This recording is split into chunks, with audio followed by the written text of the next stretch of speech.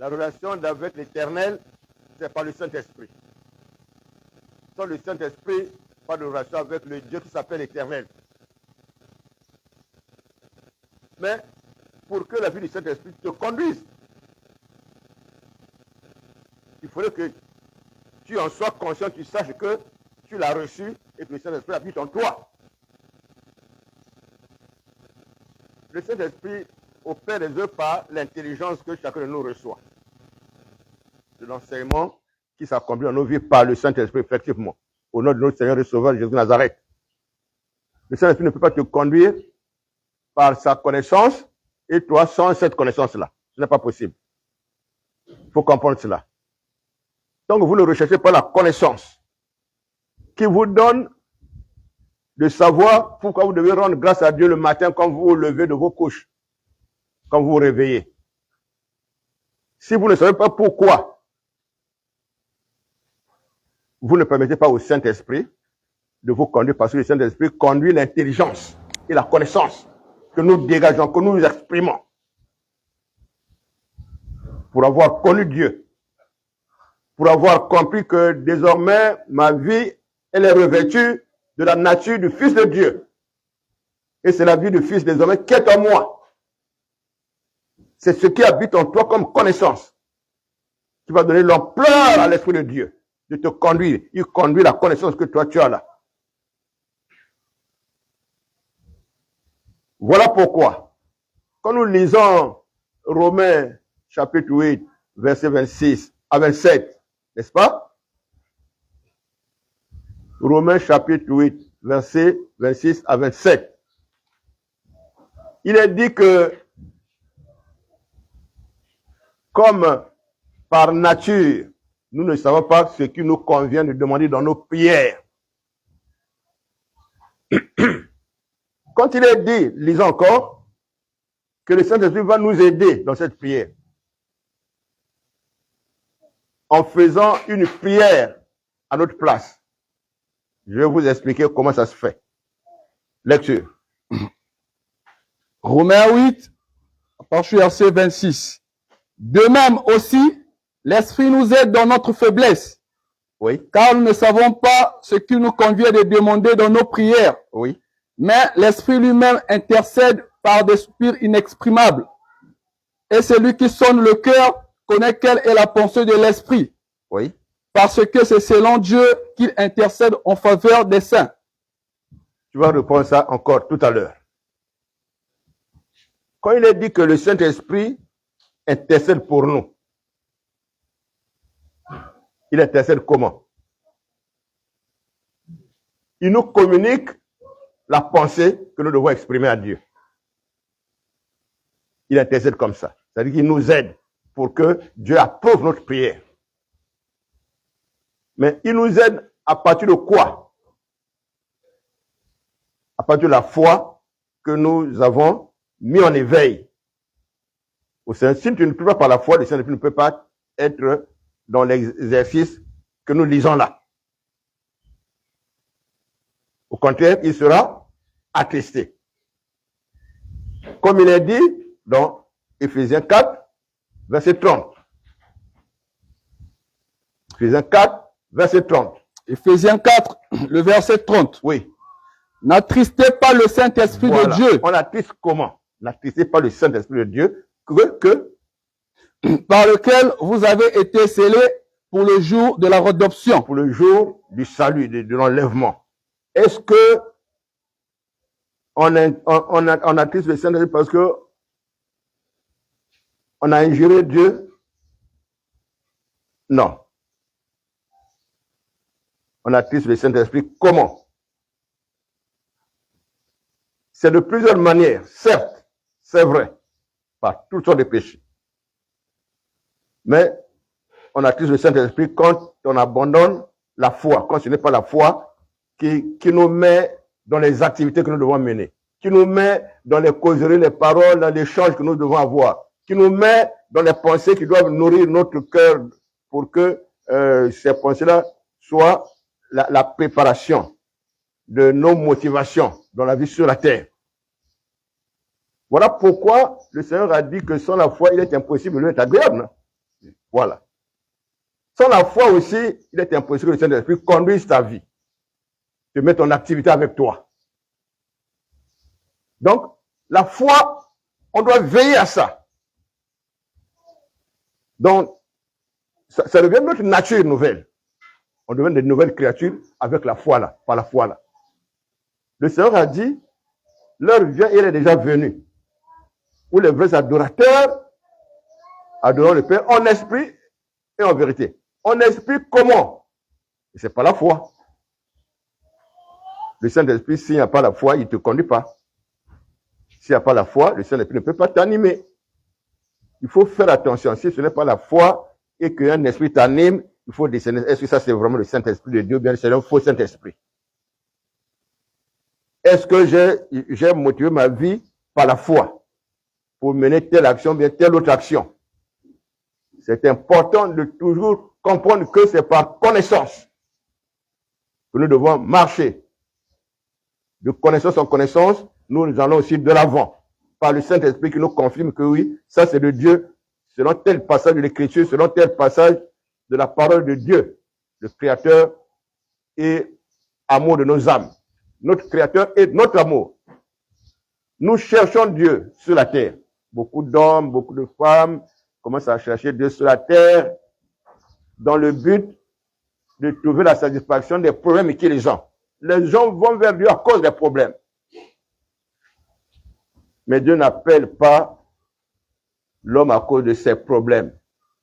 Dieu appelle l'homme parce qu'il aime et veut lui donner son identité céleste et divine. Il a choisi pour faire de lui membre de son peuple éternel qui va remplacer la vie-ci.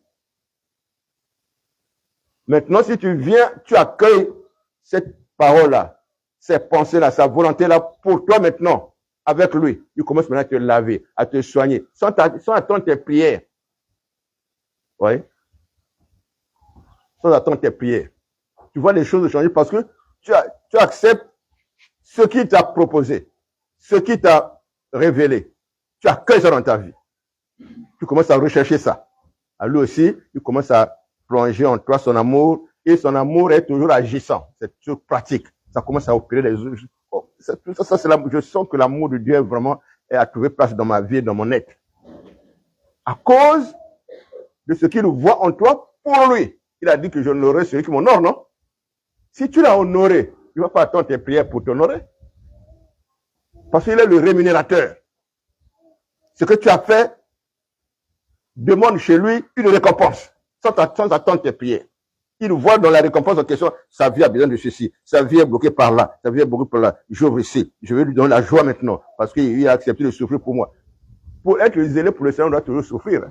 Ça s'accompagne toujours de la souffrance dans la vie du corps là. Parce que le corps est déjà mauvais. Il va rencontrer des oppositions, il va rencontrer de l'adversité, il va rencontrer de la méchanceté, il va rencontrer de l'injustice. Mais ne craignez pas, j'ai vaincu le monde, a dit le Seigneur, notre Seigneur et Sauveur. Il dit déjà d'avance, vous allez subir ça. Quand vous subissez ça, vous êtes comme étonné. Ne soyez pas étonné. Ne soyez pas étonné. Il y a des choses que nous rencontrons à cause des malédictions qui sont dans la famille, à cause de la vie qui est capturée. Et il y a aussi des choses que nous subissons à cause de ce que nous avons accueilli Jésus-Christ dans notre vie pour appartenir à un autre monde. Donc ça dérange ceux qui étaient nos maîtres dans l'invisible et leur chef, le diable. Il veut nous quitter. Il faut l'empêcher parce que s'ils s'ouvrent à la lumière de Christ, de leur chef, il peut aller contaminer encore d'autres pour qu'eux aussi nous fuient. N'est-ce pas? Parce que lui, il sait, Satan, que Jésus a dit que devenez mes témoins partout. N'est-ce pas? Témoin veut dire quoi? Vous allez témoigner, faire connaître Jésus-Christ et les autres, ceux vont maintenant quitter Satan à cause de vous. Non? N'est-ce pas? Mais ce n'est pas sans combat. Comment pouvez-vous penser que c'est sans combat? Quand vous rencontrez certaines choses, vous ne voyez pas toujours la sorcellerie. Il faut dire non, l'opposition est là, à cause de mon zèle pour le Seigneur. Qu'est-ce que le Seigneur a dit? Dans 1 Pierre 4, verset 14. 1 Pierre 4, 14. Si vous êtes maltraité, si vous êtes outragé à cause du nom de Jésus de Nazareth, allons-y. C'est un rappel, un rappel. 1 Pierre 4, le verset 14. Si vous êtes outrageux pour le nom de Christ, vous êtes heureux, parce que l'Esprit de gloire, l'Esprit de Dieu repose sur vous. Outrageux veut dire maltraité, on vous fait l'injustice, on monte sur vous, ainsi de suite. On vous critique. Mais vous savez que comme j'ai l'Esprit de Christ, merci Seigneur, il faudrait que ça m'arrive. Non? Ne te plains pas. Ne te plains pas. Le Saint-Esprit ne se plaint jamais. Jésus-Christ ne se plaint jamais. La plainte, c'est un langage, une nature. Mais ce n'est pas le langage du royaume des cieux. C'est un langage du royaume de Satan. Quand quelqu'un se plaint souvent de sa vie, il est avec Satan. Le démon, vas-y, sois triste, tu n'as pas la joie, tu vois, on ne t'aime pas. Il ne faut jamais dire qu'on ne t'aime pas. Jamais. C'est du diable. C'est le diable. Jésus t'aime. Si tu sens que oui, la personne ne m'aime pas, donc toi, aime-le, ou aime-la. Montre l'amour pour elle. Quand le Seigneur dit que aimez vos ennemis, il faut aller vers eux pour leur exercer l'amour. Tu vois qu'il a besoin de quoi? C'est moi qui vais l'aider là-dessus. N'est-ce pas? Si? Tu ouvres ton cœur, on veut, parce que c'est des païens, c'est des gens qui sont mal nés aussi. Ils n'ont pas la connaissance. Haïr quelqu'un, ce n'est pas la connaissance. Hein. Aimer quelqu'un malgré les défauts qui sont en lui, c'est la connaissance de Dieu. Le Seigneur a dit, toi aussi tu as été pardonné. Non? Donc, tu es en train de pratiquer là la vie de Jésus-Christ qui est dans le Saint-Esprit. Laisse le Saint-Esprit te conduire de connaissance en connaissance. Quand il a dit que l'heure vient, il est déjà venu, les vrais adorateurs adorant le peur honnêtement en vérité. Mais ce n'est pas sans la connaissance. Regardez, dans la majorité des chrétiens païens là, vous entendez, Seigneur, je t'adore. Mais même vous, est-ce que vous m'avez déjà vu, Seigneur, je t'adore, sois adoré dans mes prières ici. C'est vous qui dites ça, j'écoute. Même certains collaborateurs disent ça. Mais ça, c'est pas déjà adoré, ça c'est les mots que vous avez prononcés. Est-ce que ça c'est l'adoration? Non. Abraham n'a jamais dit, mon Dieu, je t'adore. Jamais. Sa bouche n'a jamais dit ça. Mais toute sa vie était une vie d'adoration. Toute sa vie, il était l'adorateur en son temps de l'Éternel sur la terre. C'est-à-dire, tu veilles à ce que tu fasses seulement ce que Dieu a dit. Tu veilles à ce que ce soit selon la volonté de Dieu que tu vas accepter ça ou ça. On te présente trois possibilités. On t'appelle dans une entreprise là-bas. Une deuxième entreprise. Et encore, le troisième appel, c'est la fonction publique. Tu regardes, je vais choisir quoi, n'est-ce pas? Qu'est-ce qui est bon, qu'est-ce qui est avantageux, c'est là, avantageux, c'est là. Oh Seigneur, sois béni, tu m'as donné 3 voies à choisir moi-même, n'est-ce pas? Je choisis ça. Tu choisis. Après 6 mois, on ferme. Ou bien on dit, bon, on va diminuer, l'entreprise est tombée, on va diminuer le nombre de personnes. Ton nom n'est plus sur la liste des gens qui restent. Ah, si j'avais accepté la fonction publique, elle vient de dire la fonction publique, même si le salaire n'augmente pas trop, mais tu as l'assurance, la retraite jusqu'à ta mort, n'est-ce pas? Oui. Même si ça vient avec retard, il y en a qui meurent sans ça 4 mois, je ne sais pas combien de mois maintenant, les retraités n'ont pas de salaire de pension. On appelle ça vraiment la pension, n'est-ce pas? Mais on dit quand même que c'est pour toi, même si on n'a pas encore donné. Il y a une assurance de ce côté-là. Donc, c'est pour dire quoi? Que dans les 3 possibilités-là, tu ne dois pas faire le choix toi-même. Parce que le choix de Dieu est toujours un choix lié à l'avenir de ta vie. Il faut comprendre ça. L'avenir de ta vie. Lisons le passage là, que tu connais. Pour les gens de pays de malheur, n'est-ce pas? Oui. Afin de t'assurer un avenir et de l'espérance. L'espérance signifie que l'avenir est pour toi. Espérance. Comprenez ça. L'espérance n'est jamais pour le présent. L'espérance, c'est le mot espérance veut dire l'avenir est pour toi. Tu dis j'espère, Seigneur, ça veut dire que tout ce qui est encore avant moi est pour moi parce que tu l'as dit. Tu cherches aussi cette parole là où Dieu a dit ça. Tu colles ça à ton cœur. Et les choses en question pour toi ne quitteront pas. Ça ne va pas échouer. Tant que ce n'est pas encore arrivé, tu ne mourras pas aussi. Il y a un homme qui s'appelait Siméon. Quand chaque 7e jour de la semaine en Israël, qu'on appelle samedi chez nous, alors lui, il va au temple avec beaucoup de juifs, ils vont au temple très tôt le matin. Quand un enfant est né dans une famille, comme la population est grande, il y a beaucoup d'enfants qui naissent le même jour, non? N'est-ce pas? Voilà. Donc, quand un garçon est né dans une famille, et d'autres aussi, quand ils ont maintenant 7 jours, le 8e jour, là, on les amène maintenant au temple le matin. D'accord? Voilà. Lui, Siméon, il est là chaque matin, il va au temple pour prier avant de rentrer chez lui. Il va chaque matin pour prier avant de rentrer chez lui. Alors, un matin, pendant la venue de beaucoup d'enfants, les mères et les pères avec beaucoup d'enfants, beaucoup de garçons, pour venir chez les sacrificateurs, pour qu'on circoncise l'enfant. On va circoncire, d'accord? Ce n'était pas un seul enfant, hein. Lui, il a reconnu parmi les enfants là, il est venu soulever un. Oh Seigneur, ce que tu m'avais dit est arrivé aujourd'hui. Tu avais dit que je ne mourrais pas sans avoir vu celui qui va naître pour sauver Israël. Les gens, oh, vous entendez? Personne ne lui a dit quelque chose. C'est pourquoi quand les gens rentrent avec les enfants là pour s'asseoir, pour attendre le tour là, lui il vient, il prend un enfant. Oh Seigneur, laisse ton serviteur maintenant aller en paix. Donc, bientôt je vais maintenant partir parce que j'ai vu l'enfant en question. Tu avais dit que je ne mourrais pas sans l'avoir vu. Nous avons des situations comme ça dans les plans de Dieu tant que ce n'est pas encore accompli. Mais c'est toi qui dois savoir t'attacher à ça par l'espérance. Non, c'est la vérité. Nous sommes dans la joie, même si on souffre aujourd'hui, même s'il n'y a rien, nous sommes dans la joie, nous savons que ce n'est pas notre jour pour quitter. Il y a encore des choses que Dieu a promises dans notre vie pour savoir à lui à travers nous. Il faut toujours chercher. Ça existe. C'est pour ça que nous allons en parler aujourd'hui. C'est la vérité. Vous tous là, vous n'êtes pas là pour rien.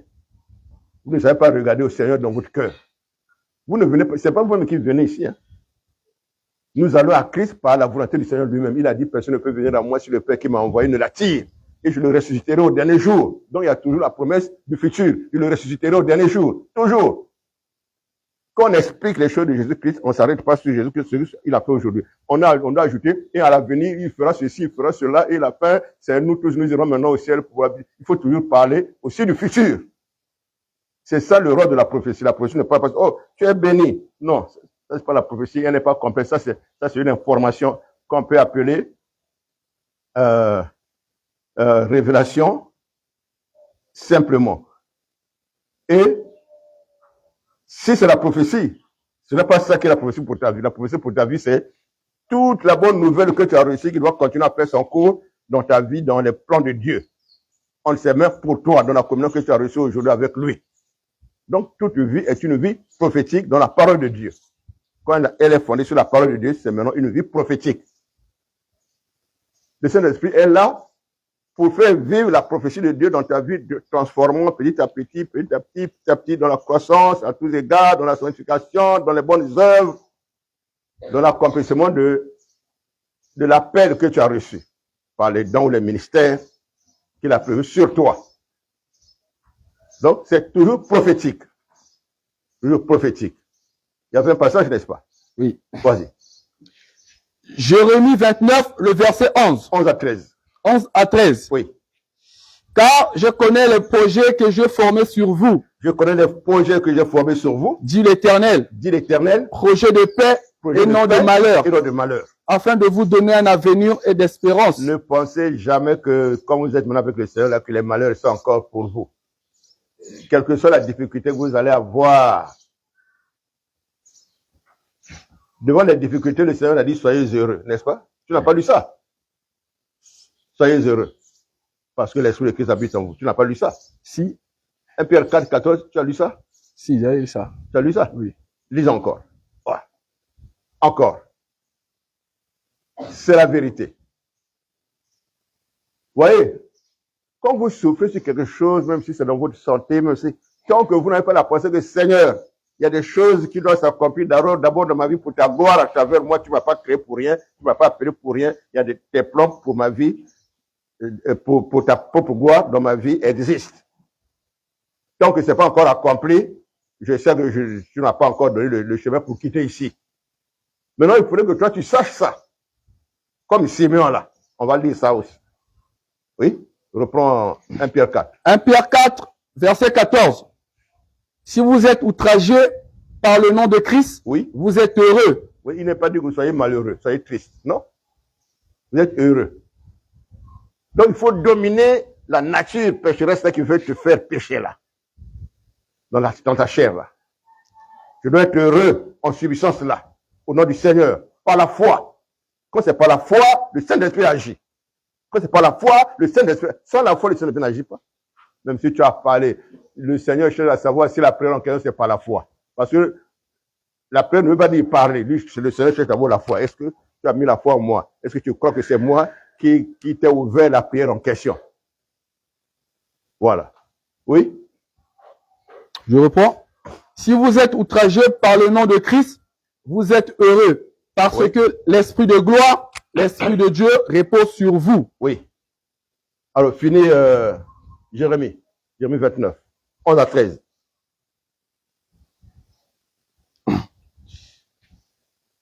Jérémie 29, le verset 11 à 13. Oui. Car je connais les projets que j'ai formés sur vous, oui, dit l'Éternel. Oui. Projets de paix et non de malheur. Oui. Afin de vous donner un avenir et de l'espérance. Oui. Vous m'invoquerez et vous partirez. Oui. Vous me prierez et je vous exaucerai. Oui. Vous me chercherez et vous me trouverez. Oui. Si vous me cherchez de tout votre cœur. Voilà, ça arrête là. Je reviens encore sur ce qu'il vient de dire là. Priez toujours le Seigneur de tout votre cœur. Ah oui. De tout votre cœur. Quand tu présentes une situation au Seigneur, ne pose pas autre chose en même temps, à ce moment-là. C'est comme quand le Seigneur veut le cœur pense toujours, non? Quand le Seigneur veut t'utiliser dans une vision bien songe, hein? Et il paralyse les autres pensées que toi tu as. Tu n'as plus la pensée que sur la vision en question. Après, quand c'est parti, les pensées sur les autres choses maintenant reviennent. Ah, j'étais quelque part, j'ai vu ceci. Mais les autres pensées maintenant aussi reviennent. Vous comprenez? Est-ce que vous comprenez, béni l'Éternel? Oui. Quand vous priez là, même si Satan envoie quelque chose pour vous embrouiller, pendant que vous commencez maintenant à prier, beaucoup de motifs viennent. Vous allez faire quoi? Vous coupez d'abord la prière, non? Non? Vous allez faire quoi? Comme j'ai déjà commencé la prière. Moi, j'étais beaucoup tenté comme ça. Je ne finis pas aussi. Je ne finis pas la prière à cause de ça. Je continue la prière sans dire que comme il y a beaucoup de choses, je suis maintenant pressé, je finis la prière vite, vite. Non! La pensée du Seigneur me dit, finis la prière normalement. Comme tu es en communion avec moi. C'est ma main est maintenant sur toi. Quelles que soient les choses qui t'entourent, bien qui viennent te toucher. Je vais vous redire ceci. Ah, c'est vraiment merveilleux. Je suis devant une rivière, je vous ai déjà dit ça. Ça frappe beaucoup. Paf, j'entends un bruit à ma droite, non, à ma gauche. Paf, je suis lève. Tout là, c'est l'herbe, parce qu'il y a seulement un endroit où on a levé l'herbe pour plonger dans l'eau, dans une rivière. Hein, à tirer là. Le bruit à côté de moi. Pendant que j'ai déjà les yeux fermés, les mains levées comme ça dans la prière. Alors, la voix qui est dans mon cœur me dit, c'est un serpent. Mais après, la foi me dit, je finis la prière sans bouger jusqu'au bout. La prière que j'ai commencée ne peut pas s'arrêter à cause de ce qui est de ce monde. Parce que la prière veut dire que tu es en communion avec le Seigneur. C'est le Seigneur lui-même qui va arrêter la prière ou bien te dire quelque chose. Pas toi. J'ai fini la prière. comme la pensée était sur le serpent, alors j'ai laissé toutes les mains comme ça.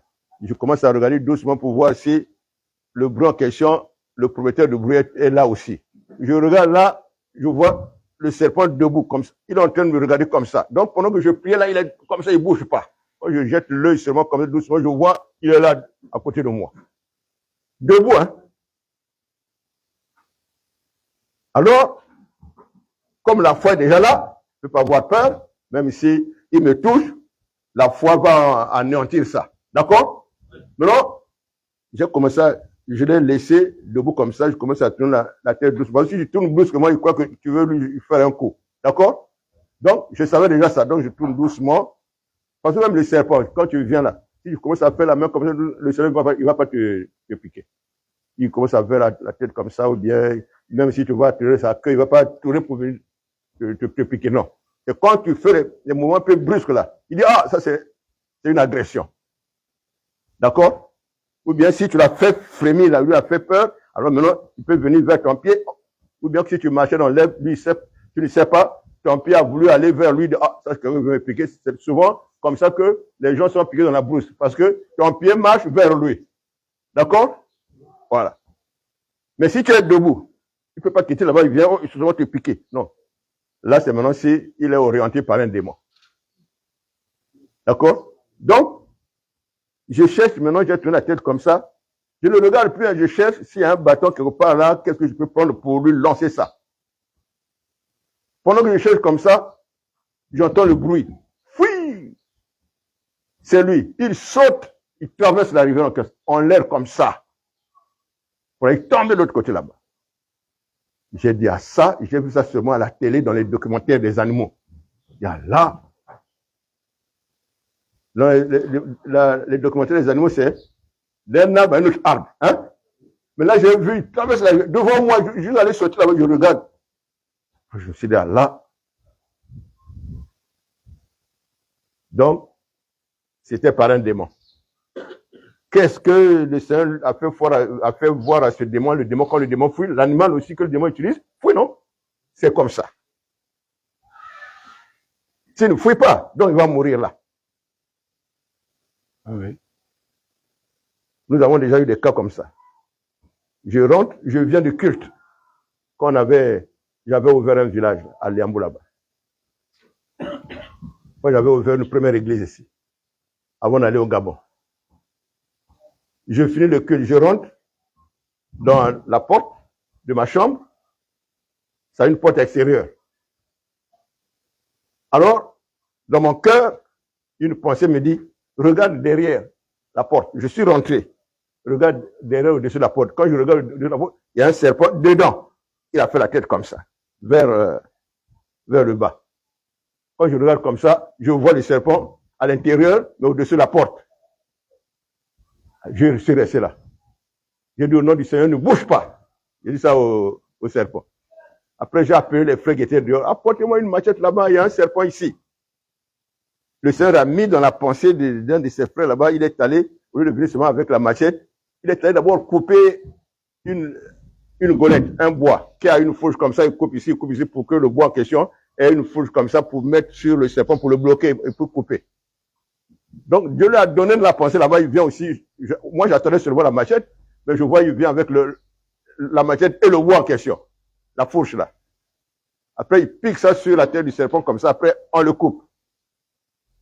Mais, le temps d'aller couper la machette, il est resté aussi là, moi je ne bouge pas, lui aussi il est resté, il ne bouge pas. J'ai dit, donc, le Seigneur a paralysé ses mouvements. J'ai cru. Gloire à Dieu. Gloire à Dieu. Ah oui, j'ai cru. Donc, c'est par la connaissance là que le Seigneur nous a communiqué là qu'on doit maintenant mener la vie jours et nuits à la gloire du Seigneur. À la gloire du Seigneur.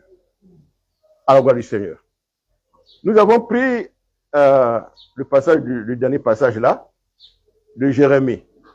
Le Seigneur parle des projets, des projets. Voici ce qu'il veut nous partager comme pensée davantage. Il n'y a aucun homme sur la terre ici qui est né et qui continue de bénéficier du souffle de vie de Dieu, qui soit sans projet de sa vie à lui, chez l'Éternel, chez le prophète de suivre la vie. Vous n'avez pas compris que je dise encore, non? À tous les hommes, à toutes les femmes, à tous les enfants qui sont nés sur la terre ici, qui bénéficient du soulevé pour passer les années sur la terre ici. Comme le soulevé n'est pas de chacun de nous ni de nos parents, le propriétaire du soulevé a toujours préparé aussi des plans et des projets pour la vie de la personne. Là, si la personne recherche Dieu. Il faudrait que nous soyons bien enseignés là-dessus, pour que nous ne venions pas avec, chez Dieu avec nos projets que le monde nous a donnés. Souvent, on se contente de ça, de ce que le monde nous donne. Ou bien on copie chez les autres que le monde a donné à qui un tel, on copie aussi. On va présenter aussi à Dieu que moi aussi je veux faire tel projet, Seigneur. Je veux donner ma vie pour ça, Seigneur. Le Seigneur dit, mais et le propriétaire de la vie là, il n'a pas de projet pour toi.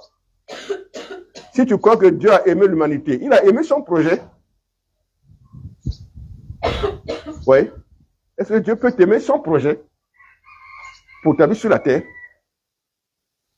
Comment, s'il n'a pas de projet pour toi, comment ta vie va l'honorer et lui rendre gloire? Comment? Par les projets que le monde a donnés.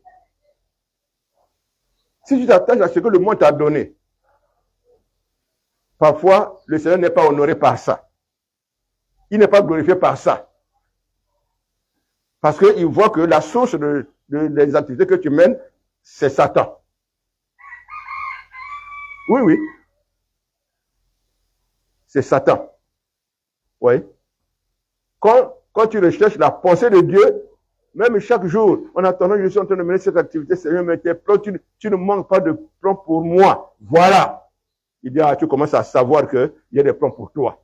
Le Seigneur aime entendre ça, que ton cœur, tu sais que lui, il ne manque pas de projet pour toi. Fais-moi connaître ça, Seigneur. Il y a des projets pour lesquels, avant de te donner ça, il voit ta nature, il dit, si je lui donne les projets maintenant là, il est encore non affermi. Ça peut encore le pousser à aller pécher, faire l'orgueil aux autres. Dieu d'abord le former. Or, la formation là, parfois, c'est une discipline dure. C'est pour que le projet en question, si tu obéis jusqu'à la fin, c'est pour que le projet en question, maintenant, il t'ouvre ça. C'est pour ça que le Seigneur a des épreuves qu'il communique à la vie de ses enfants. Lisez un passage, à travers même ses serviteurs, pour vous aider aussi dans la vie d'épreuve, dans ce but. Lisez un passage. 2 Corinthiens 2, verset 9. 2 Corinthiens, chapitre 2, verset 9. 2 Corinthiens 2, verset 9. Oui. Car je vous ai écrit aussi dans le but de connaître en vous, mettant à l'épreuve. À l'épreuve, virgule. Si vous êtes obéissants en toutes choses. Voilà. Le but des épreuves, c'est voir si vous êtes obéissant en toutes choses. Là, maintenant, il peut vous donner une ouverture. Oui. Voilà pourquoi il faut toujours tout discerner dans la vie. Est-ce que ça, c'est seulement Satan? Est-ce que ça, c'est seulement ceci? Est-ce que c'est seulement cela? Non, si ta vie, c'est au mourir de la foi élevé. Non, moi, je n'aime pas ceci. Non, moi, je n'aime pas cela. C'est difficile lequel tu marches vraiment avec le Seigneur. Parce que tout dépend de toi, de ce que toi-même, ton humeur veut. C'est difficile que tu marches avec le vrai Dieu. Le vrai Dieu doit toujours former l'homme. Nous ne sommes pas encore formés. Dans son appel, dans les choses qu'il veut accomplir dans nos vies, la statue qu'il veut nous donner, la formation qu'il veut nous donner, l'honnêteté qu'il veut nous donner, l'intégrité qu'il veut nous donner, la vie de purification, de sainteté qu'il veut nous donner, nous fait passer par une vie disciplinée par lui. Tu ne sais pas encore supporter les autres, quand il permet qu'on te critique là-bas, oh, tu supportes, oh, mais ça ne fait rien, bon, Seigneur, pardonne-leur. Mais si c'est comme, oh non, vous n'avez pas moi, je sais. Non, il va continuer toujours à te donner la même épreuve parce qu'il veut te changer. Tant que tu n'essaies pas de changer, d'autres épreuves dans le même sens continueront à venir. Maintenant, si tu dis, oh Seigneur, pourquoi pas toujours le moi, oh? Ah, tu commences à comprendre que je vais te former, c'est pour que tu apprennes à supporter les autres. Et à les aimer malgré les défauts. Toi aussi, tu as des défauts. On t'aime avec ça. N'est-ce pas? Oui. Voilà. Le but, c'est toujours de communiquer des choses que tu ne connais pas encore, qui sont sur ta route par ses mains à lui. C'est la vérité. Il n'y a pas une marche avec le Seigneur sans projet. Ça n'existe pas. Dieu a des projets pour tous les hommes. Il y a des projets pour tous les hommes. Voici ce qu'il a dit lui-même au commencement quand il a créé l'homme. Genèse 2, verset 15.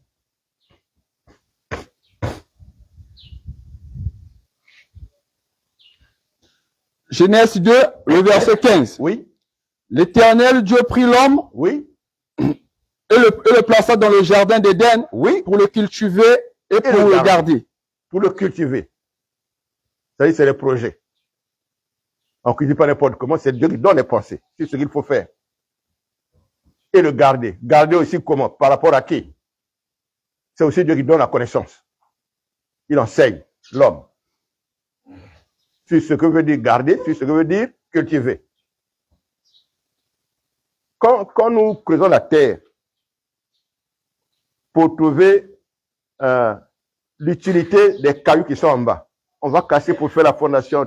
C'est tout ça qui s'appelle cultiver, c'est-à-dire exploiter la terre et ce que la terre possède pour en faire autre chose nécessaire à l'existence.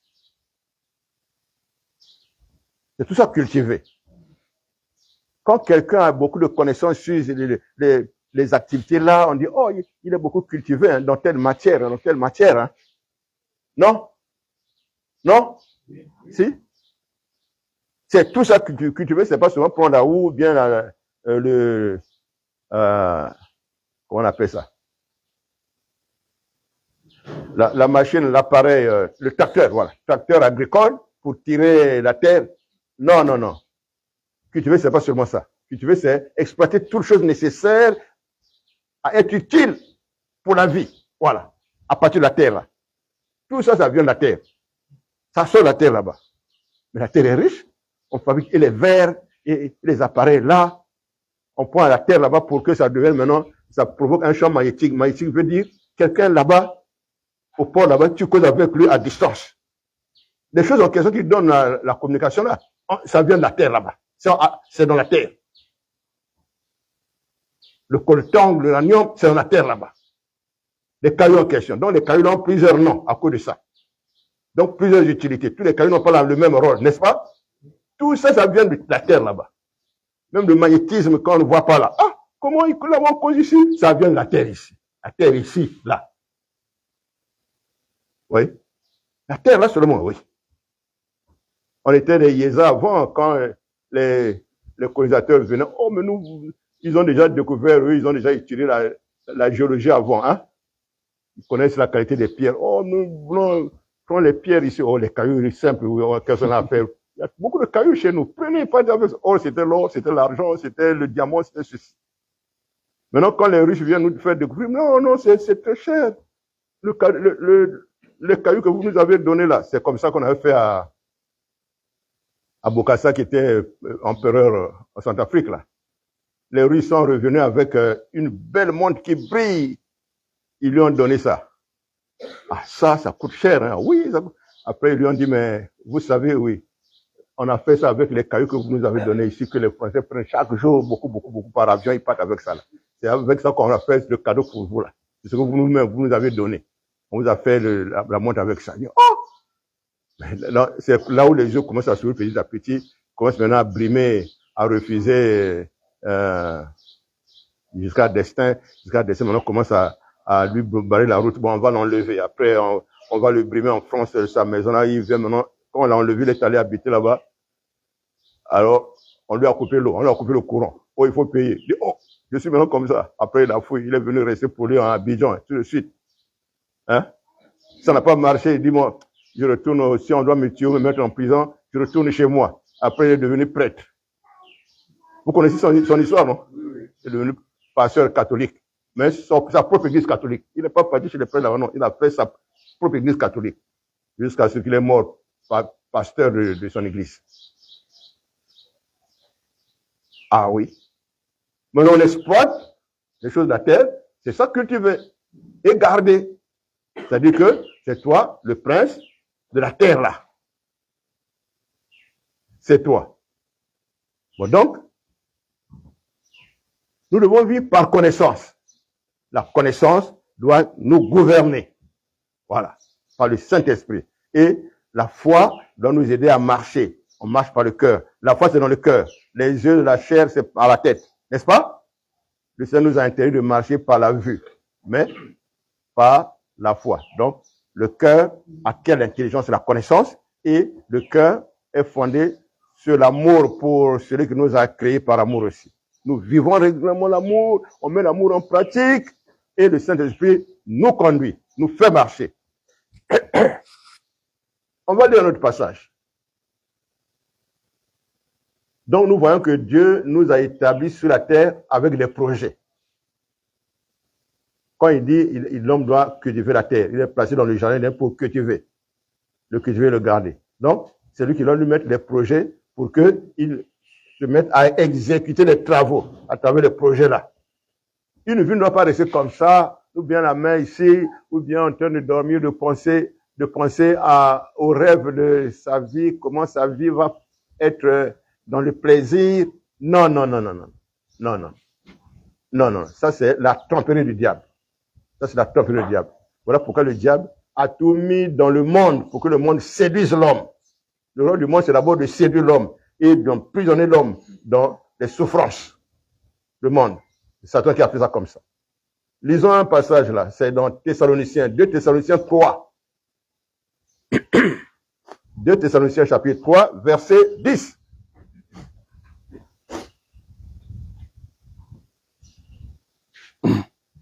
Deux Thessaloniciens, chapitre 3, verset 10. Oui. Car lorsque nous étions chez vous, oui, nous vous disons expressément, si quelqu'un ne veut pas travailler, qu'il ne mange pas non plus. Voilà. Si quelqu'un ne veut pas travailler, qu'il ne mange pas non plus. Donc, il faut toujours travailler. Il faut toujours faire quelque chose. Pas seulement les choses de la routine. Chaque jour, c'est la routine, non. Mais dans un but à venir. Puisque l'avenir est devant toi. Les lendemains, Dieu te les donne. D'accord? Voilà. Donc, tu travailles dans le but. Vous voyez, dans Luc chapitre 16, verset 1 à 11, ou à 13, voilà, il est parlé d'un homme qui était intendant. Un homme qui était intendant. Mais il était infidèle. D'accord? Parce que il gérait les biens, les finances de son chef qui était toujours en voyage. Il blaguait avec ça, il prêtait aux gens, parfois il peut dire, bon, ne donne plus rien.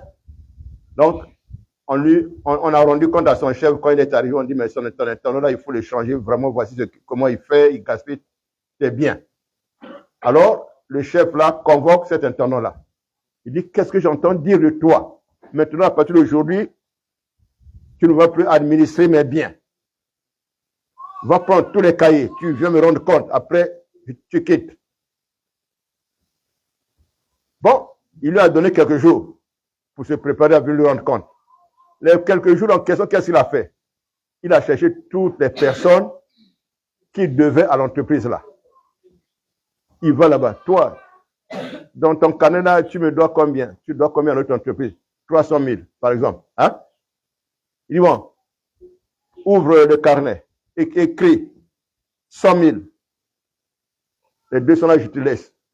Parce que lui, il a dit ceci, là, comme on m'enlève, il faudrait que je fasse du bien à ceux-là pour que, mais le lendemain, quand j'aurai des difficultés, si je frappe à leur porte, ils vont me dire, oh non, tu m'avais beaucoup aidé, ça, je ne peux pas te refuser. Tiens. Vous comprenez? Donc, il fait des projets personnels sur son avenir, son lendemain. Pourquoi dans la société-là, il ne manque pas des gens qui soient disposés. Il a fait comme ça à plusieurs personnes. C'est écrit, hein? Luc 16. Luc 16, verset 1 à 13.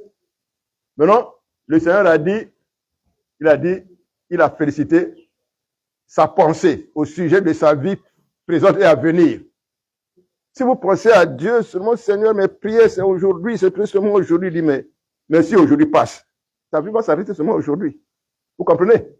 Voilà, il faut savoir présenter la vie au Seigneur. Il est le Dieu d'avenir. Gloire à Dieu. Ah oui.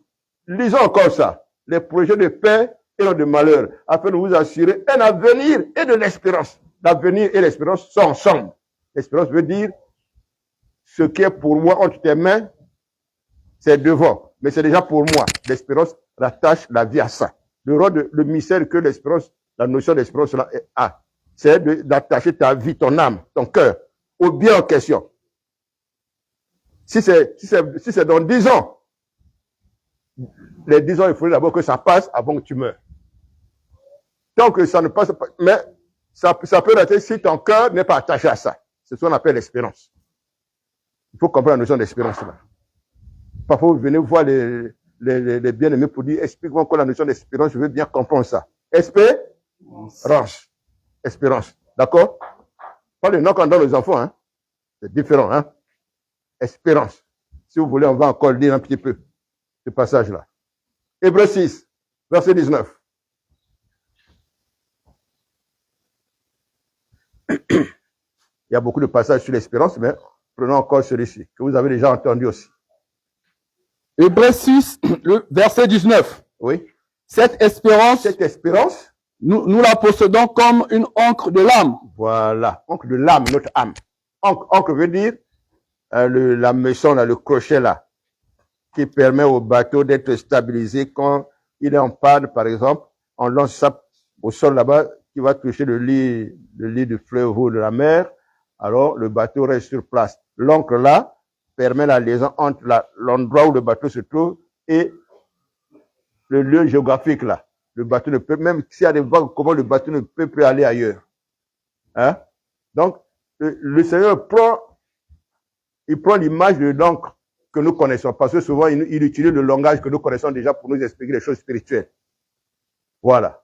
Il dit que notre âme est attachée à l'avenir de Dieu par l'espérance. L'espérance, là, maintenant, pour nous, comme l'encre qui attache le bateau à un endroit. D'accord?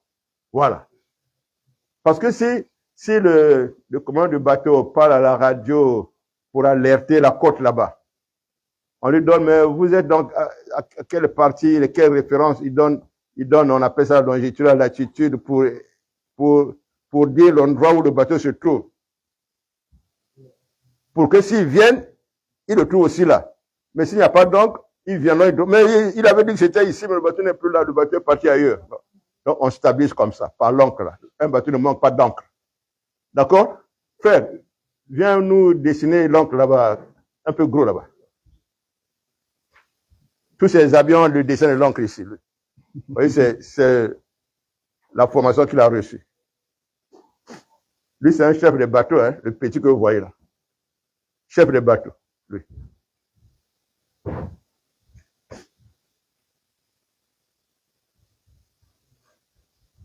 C'est un commandant des bateaux, lui. Hein.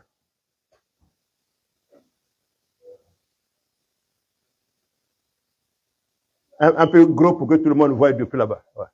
Voilà. OK.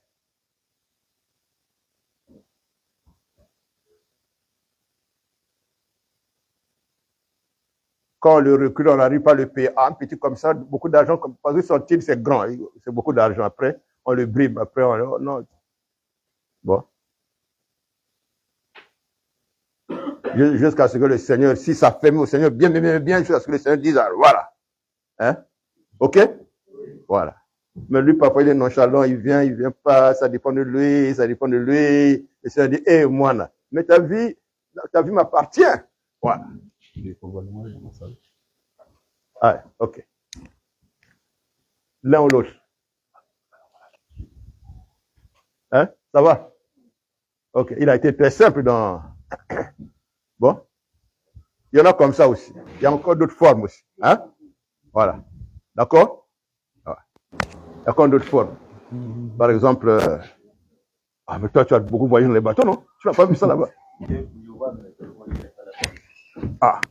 Le frère Islam a beaucoup voyagé dans les bateaux aussi. Tu peux pas venir dessiner, frère? Tu peux? Ah.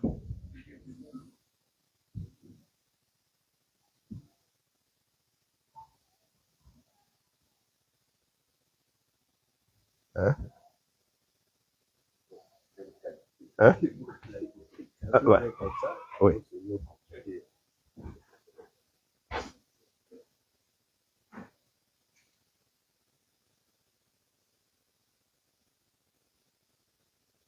Voilà. Parce qu'il faut un nœud là-bas pour qu'on mette le câble. D'accord? Voilà. Voilà, la chaîne. C'est le câble, là, la chaîne. Qui va s'accrocher à la poulie là-bas quelque part. Voilà. Donc, quand on jette ça, ça se couche et c'est les endroits là qui crochent dans le sol, hein, pour bloquer, pour tendre la chaîne. Ça ronde le sol là-bas. Les bouts là. Bon, ok. Donc, c'est ce que nous lisons là. Lis encore. Hébreux 6, verset 19. Hébreux 6, verset 19. Cette espérance, nous la possédons comme une encre de l'âme. Oui. Sûre et solide. Elle pénètre au-delà du voile. Sûr et solide. Donc, l'espérance, c'est quoi? C'est la croyance, l'assurance en des choses à venir dont nous sommes héritiers. Héritiers. De la part du Père éternel, qui nous a fait ses fils. Nous sommes héritiers de ces biens à venir là. Et co-héritiers, c'est-à-dire héritiers ensemble avec son fils. Co-héritier avec son fils Jésus-Christ. Donc, ne vivez pas sans l'espérance. Ne vivez pas comme si il n'y a pas des choses que Dieu a préparées pour nous. Dans nos jours à venir et dans l'avenir éternel. Il y en a. OK? Voilà. Ça existe. Donc, ça nous attache aux choses à venir. Donc, maintenant, les projets. Les projets. C'est les activités que nous allons mettre à exécution chaque jour. Si tu dis, ben, je vais faire, moi, je n'ai pas trop fait d'école, je n'ai pas vu une formation technique, mais je sais quand même faire une petite activité commerciale, vendre quelque chose, n'est-ce pas? Il ne faut pas te limiter seulement à dire que c'est pour trouver chaque jour 100 francs pour acheter le pain, ou bien le manioc. Non, non, non, non. Il faut faire, après, petit à petit, je fais une épargne là, je dépose quelque chose là dans la caisse. Il y a des gens qui ont des petites caisses comme ça que les menuisiers fabriquent, non? Ils ne touchent pas ça. Il faudrait que ça reste là, il met, dans le but d'avoir, d'accomplir quelque chose à l'avenir, que l'avenir attend, que tes lendemains attendent. N'est-ce pas? Voilà. Quand on dit projet, ça veut dire les activités que tu fais maintenant pour que demain ça produise quelque chose. Toujours, c'est toujours à venir. Toujours à venir. Mais Dieu en a pour nous tous, nous tous. Nous tous. Nous tous. Même si ta vie est passée, comment tu vois que ta vie, c'est comme si la vie était bloquée. Mais il y a, vous voyez le garçon qui est debout là-bas. Debout derrière là-bas. C'est avant-hier qui me dit, depuis que je suis venu à Pointe-Noire, pour habiter au QG, je vois que ma vie commence à s'ouvrir. Maintenant, je vois maintenant que j'ai l'avenir.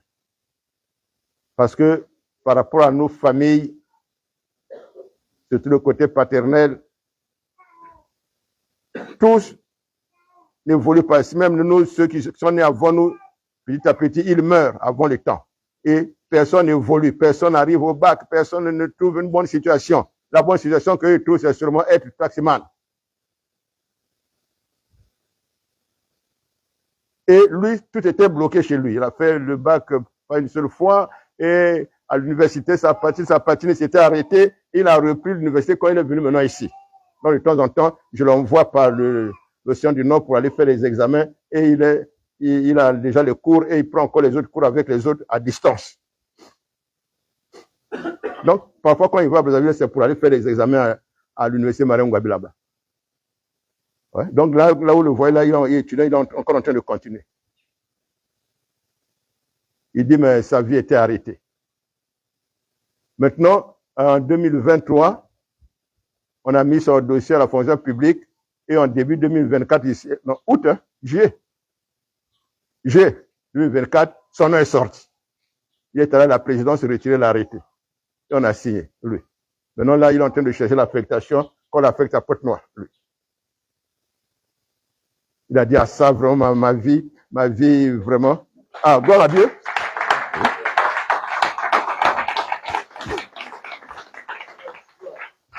Il n'a pas encore témoigné lui-même, ça viendra. Comme il parle peu, non? Mais il parlera quand même, n'est-ce pas? Il dit, je vois que ma vie a eu maintenant un avenir. Voilà. Gloire à Dieu. Ah oui. Ah oui. Même la santé, là, sa santé aussi a rien à venir. Il vous l'a déjà dit une fois ici. Est-ce qu'il pourrait faire un mois sans être hospitalisé, lui, là-bas? C'est terrassé ici, pour toujours. Tu as déjà plus d'un an ici, non? Tu as déjà fait plus d'un an ici. Voilà. Terminé. Là-bas, c'est toujours. Quand il revient, maintenant, il est gros, il dit, oh, là-bas, tu n'es plus malade. Toute la famille lui pose la question. C'est comme ça. Là. Non, c'est l'hospitalisation où parfois il a perdu connaissance, il ne sait pas. Il fait par exemple 2 jours. Lui, il est tombé malade, comme dans le coma, jeudi. Hein? Quand c'est maintenant samedi, c'est là où il se réveille. Et quand il se réveille, il croit qu'il est toujours jeudi. Après, il voit le corps comme ça. On lui a mis la couche des adultes là, couche à jeter. Il dit, oh, j'étais où? Qu'est-ce qui s'est passé en moi? Tout ça, il ne sait pas. Qu'il a lavé, est-ce que c'est une femme, là maintenant on rentre, ceci, oh, qu'est-ce que j'ai eu? Après, lui, il croit que c'est toujours jeudi. Non, lui, il peut expliquer. On dit non, c'est maintenant samedi. Oh, donc j'ai passé 2 jours où? Sans connaître le changement des jours. Vous entendez? Donc, dans son cœur, la pensée reste sur le jeudi. Quand il se réveille, il croit que c'est toujours encore le jeudi. Oh, c'est déjà, 2 jours sont déjà passés. Il vient de loin, lui. Oui.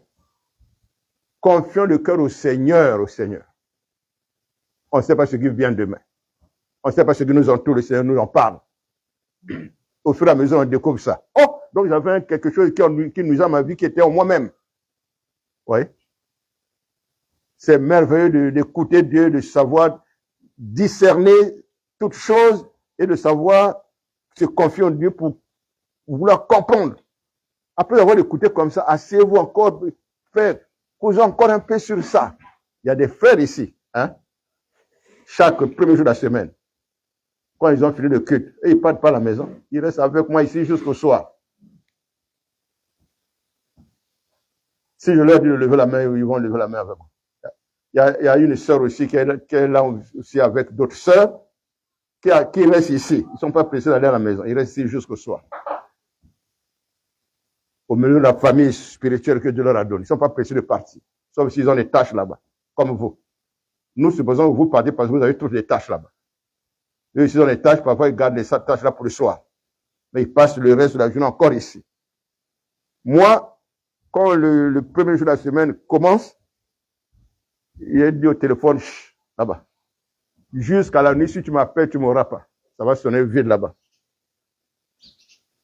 Si tu cherches une urgence avec moi, ne passe pas au téléphone, tu ne m'auras pas. Si c'est l'urgence, viens toi-même jusqu'ici.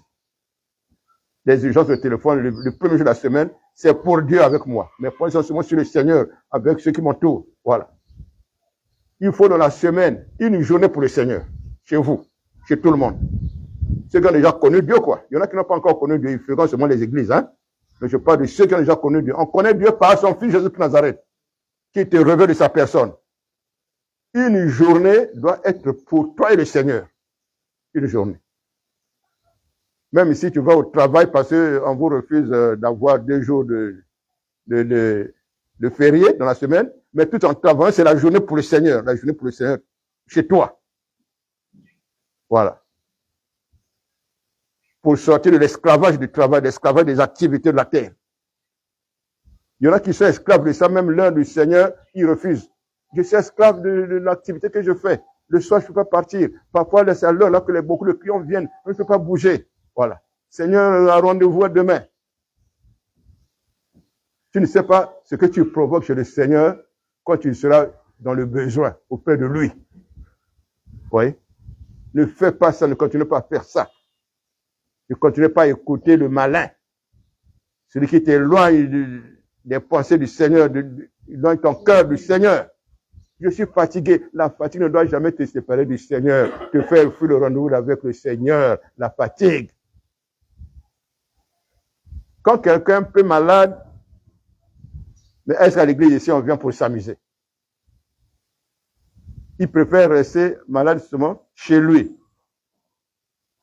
Pendant le jour où il peut, étant malade, il dit, la maladie ne me sépare pas de toi. Il a dit, qu'est-ce qui nous séparerait de l'amour du Seigneur, non? Mais souvent, la maladie vous sépare de lui. Oui. Même si ce n'est pas une maladie qui te laisse maintenant allaiter. Tu peux encore travailler, tu peux faire des activités, tu peux bien te laver, tu peux encore préparer à manger, tout ça. Donc tu peux aussi aller au culte, c'est pour la prière. Comment la prière peut être une mauvaise chose devant la maladie? Comment? Oui, écouter Dieu. Comment ça peut être une mauvaise chose? Oui. Donc vos parents ont des amis, non? Non? Il y a encore beaucoup de paganisme dans l'esprit, non? Non? Pas tout le monde, c'est certain. Hein? Ah oui. Donc, parlons des projets de la vie. La notion de projet, des activités à faire, vient de Dieu. Ce n'est pas les hommes qui ont inventé ça. Ça vient de lui-même. Travailler est de Dieu. Le Seigneur a dit quelque part, dans un passage, que tout ouvrier mérite son salaire. Voilà. Ouvrier, c'est celui qui doit travailler. Tous les jours, cherchons, qu'est-ce que je dois faire? Qu'est-ce que je dois faire? Voilà. OK? Nous, le Seigneur ne choisit pas tous les hommes de la même manière. Nous, c'est à plein temps. On est dans la prière, on pense à vous, on présente chacun de vous un à un, tour à tour, un à un, tour à tour, un à un, tour à tour. Même s'il ne vient pas, bénis-le là-bas, protège-le. Tu sais que certainement, il est seulement embrouillé un autre jour, tu lui ouvriras la conscience, et ainsi de suite. On prie, hein? Ah oui? On prie. Ces jours aussi, j'ai beaucoup prié pour Karine, qui elle n'aime pas manquer, Karine 2 là, elle n'aime pas manquer. Oh oui, voilà, vous voyez, ça peut comme ça. Elle est gênée quand elle ne vient pas, qui salouille, comme ça. On péché, on n'a pas le Seigneur, elle. D'autres sont à l'aise. Non, moi, je parce que à l'aise. Elle n'est pas comme ça. C'est pas elle qui m'a dit, c'est le Seigneur qui montre. Et elle a confirmé là. Oui, oui. Ne soyez pas pressés comme s'il y a quelqu'un qui nous a béni. Quand le culte finit, on s'est salé, après on commence déjà à partir. On commence déjà à voir la porte là pour partir. Vite, vite. Non, non, non, non. Non, non, non. Vous aussi, quand les bien-aimés sont nouveaux au milieu de vous, il faut les accueillir. Parfois, vous êtes indifférents. Vous vous saluez, après vous causez entre vous. L'autre dit, oh, mais il y a personne qui cause avec moi, je suis obligé de partir. Heureusement que les collaborateurs, de temps en temps, rappellent que ceux qui sont venus nouvellement, venez devant, vous allez causer avec les autres. Heureusement. Sinon, ils allaient seulement dire, tout le monde partir, au revoir, au revoir. Hein? La sœur, Clarisse, hein? Tenez-moi. Balukuna. Bon, nani zabenge. Nani zabenge. Montre, non? Hein? Bon, vous voyez? Quand j'ai dit Clarisse, là, j'ai inventé. Non? Je n'ai pas inventé comme ceux qui posent. Tu t'appelles un tel. Ah, ça c'est vraiment Dieu. Non, c'est pas ça. Parce que je cause avec elle quand elle vient.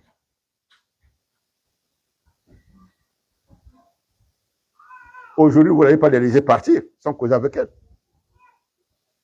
N'est-ce pas? Ah.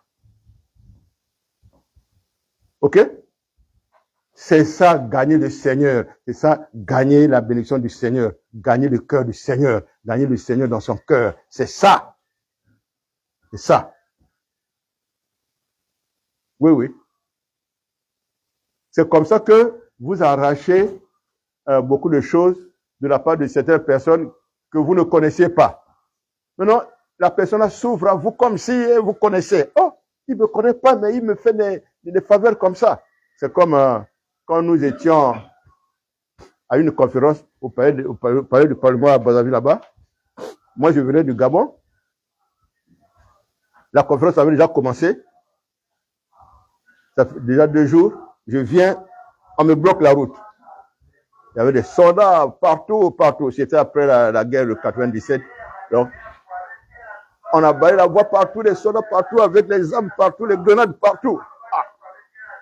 Je vais on me bat la route. Les autres ont déjà des badges pour participer aux réunions là. Moi, je n'ai rien. Je veux rentrer pour aller voir le ministre qui s'occupe de ça, pour qu'il m'inscrive le nom. Mais on bloque la barrière de Kiev vers la grande barrière du boulevard là. On a quelqu'un a réussi. Oh, ancien.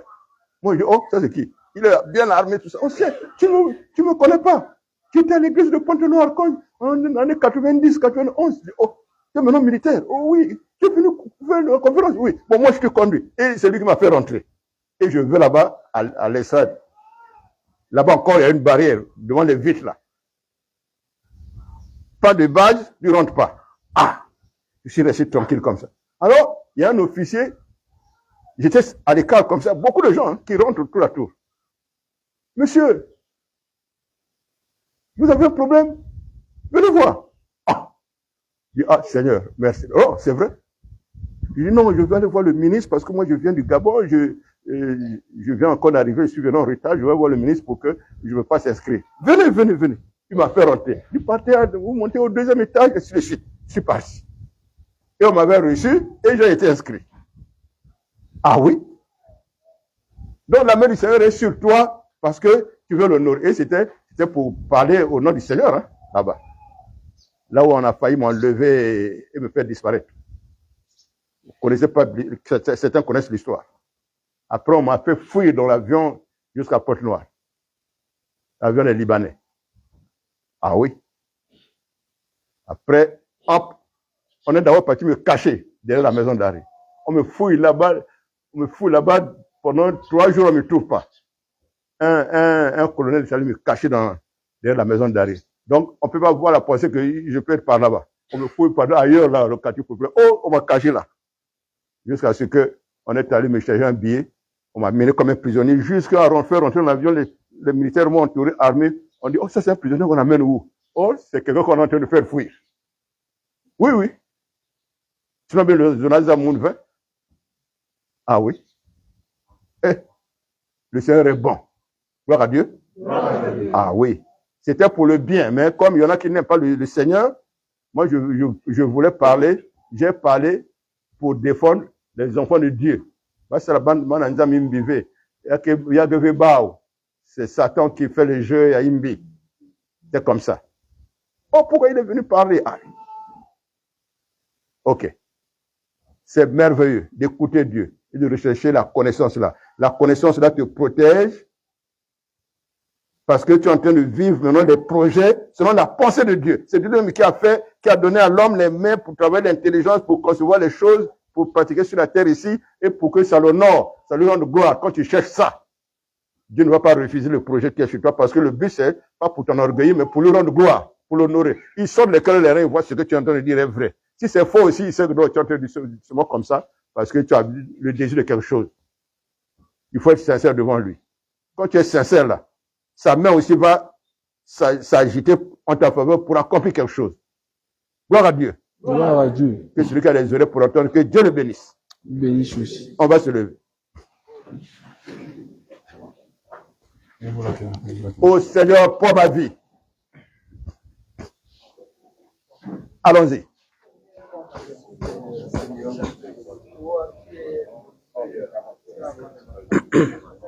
Tu as beaucoup de projets pour l'humanité et surtout pour tes enfants qui ont cru en toi, Père éternel, qui ont mis en toi leur confiance, leur écoute.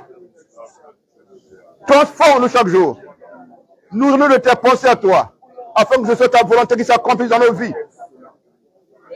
Donne-nous tes projets à toi comme tu nous l'enseignes. Tu as des projets pour chacun de nous sous ce soleil, pour la gloire de ton Saint-Nom. C'est à travers les projets de la vie que tu nous permets de t'honorer en vivant la vie de sainteté. Magnificence à toi, exaltation à toi, honneur et louange à toi, Seigneur. Notre sincérité, notre engagement de la vie d'intégrité dans tes voies justes et droites. Merci de bénir tes enfants et de leur accorder grâce sur grâce. Montre-nous et révèle-nous les projets que tu as formés sur nos vies, dans la vie de communion avec toi par le Saint-Esprit, au nom de ton Fils unique, notre Seigneur et Sauveur, ton nom par excellence, le crucifié, le ressuscité, qui nous conduit de jour en jour. Inspire nos pensées,